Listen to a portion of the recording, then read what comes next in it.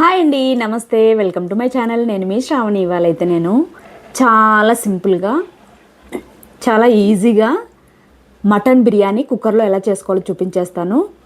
అస్సలైతే అన్నీ కట్ చేసి పెట్టుకున్నామంటే 15 మినిట్స్లో అయిపోతుంది. బిర్యానీ అయితే మాత్రం పక్కా ట్రై చేయండి. టేస్ట్ అయితే వేరే లెవెల్లో ఉంటుంది.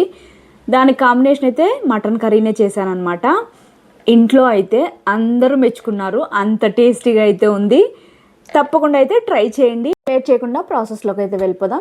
ముందుగా అయితే మటన్ అయితే మంచిగా క్లీన్ చేసేసుకొని పీసెస్ అయితే కాస్త మీడియం సైజులో కట్ చేసి పెట్టుకోవాలి. తర్వాత అయితే మిక్సర్ జార్ తీసుకొని పచ్చిమిర్చి, అలానే గుప్పెడదాకా పుదీనా, గుప్పెడదాకా కొత్తిమీరని తీసుకొని ఈ విధంగా పేస్ట్ చేసి పక్కన పెట్టేసుకోవాలి. తర్వాత కుక్కర్ పెట్టుకొని ఆయిల్ వేసుకోవాలి. అలానే కొద్దిగా నెయ్యి కూడా వేసుకోవాలి. ఇది వేయడం వల్ల టేస్ట్ అయితే కమ్మగా ఉంటుంది. వద్దనుకున్న వాళ్ళైతే స్కిప్ చేసేయచ్చు. తర్వాత ఒక స్పూన్ అయితే జీలకర్ర, అలానే సోంపు కూడా వేసుకోవాలి. తర్వాత పత్తరఫూలు, అనాస పువ్వు, అలానే ఇలాచి, చెక్క, లవంగం, స్టార్ పువ్వు, బిర్యానీ ఆకు, తర్వాత జీడిపప్పులు కూడా వేసేసుకొని మంచిగా ఫ్రై చేసుకున్న తర్వాత కొద్దిగా కరివేపాకు వేసుకొని చిటపటలాడాక ఆనియన్స్ అయితే ఈ విధంగా సన్నగా పొడవుగా కట్ చేసుకొని వేసుకోవాలి.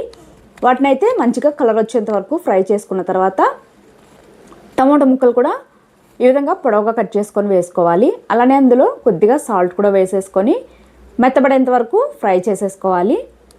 ఇది కాస్త ఫ్రై అయ్యాక ఇందులోనే ఒక స్పూన్ దాకా అల్లం వెల్లుల్లి పేస్ట్ కూడా వేసుకోవాలి. ఆ క్లిప్ అయితే మిస్ అయిపోయింది. అది కాస్త అడుగంటకుండా పచ్చివాసన పోయేంత వరకు ఫ్రై చేసుకున్న తర్వాత మనం మిక్సీ పట్టి పెట్టుకున్న పుదీనా పేస్ట్ని వేసేసుకొని అందులోనే ధనియాల పొడి, కారం, పసుపు, తర్వాత గరం మసాలా వేసుకోవాలి. ఇక్కడ మీరు ఇంకా కావాలంటే కొద్దిగా బిర్యానీ మసాలా కూడా వేసుకోవచ్చు. నేనైతే వేయట్లేదు. తర్వాత మంచిగా మిక్స్ చేసేసుకొని మసాలాలన్నీ పచ్చివాసన పోయేంత వరకు మంటను లో ఫ్లేమ్లో పెట్టుకొని ఈ విధంగా నూనె పైకి తేలేంత వరకు ఫ్రై చేసేసుకోవాలి. తర్వాత మటన్ వేసుకొని కొద్దిగా సన్నగా కట్ చేసుకున్న కొత్తిమీర, పుదీనాను కూడా వేసేసుకొని మంచిగా ఈ విధంగా మిక్స్ చేసుకోవాలి. మూత పెట్టుకొని మధ్య మధ్యలో అడుగంటకుండా కలుపుతూ ఉండాలి. ఒక 10 మినిట్స్ మంచిగా మిక్స్ చేసుకున్నామంటే ఈ విధంగా వాటర్ అంతా వచ్చేస్తుంది. తర్వాత రుచికి తగినంత సాల్ట్ వేసేసుకొని ఒక 2 నిమిషాల పాటు మటన్ అనేది 50% వరకు మంచిగా ఫ్రై అయిపోతే బాగుంటుంది. అంతవరకు మంచిగా కుక్ చేసుకున్న తర్వాత వాటర్ అయితే వేసుకోవాలి. ఇక్కడ వాటర్ అనేవి రైస్కి మాత్రమే వేసుకోవాలి. అప్పుడే పర్ఫెక్ట్గా పొడి పొడిగా ఉంటుంది రైస్ అయితే మాత్రం. నేను ఇక్కడ 1.5 గ్లాస్ రైస్ అయితే తీసుకున్నాను. దానికైతే వాటర్ అయితే 2.5 గ్లాస్ వేసుకున్నాను. పర్ఫెక్ట్గా సరిపోతుంది. మీరు డైరెక్ట్గా గిన్నెలో చేసుకునేటట్టయితే 3 గ్లాసెస్ వేసుకుంటే సరిపోతుంది. తర్వాత మిక్స్ చేసేసుకొని మూత పెట్టుకొని 2 to 3 విజిల్స్ మీడియం ఫ్లేమ్లో రానిస్తే సరిపోతుంది పర్ఫెక్ట్గా.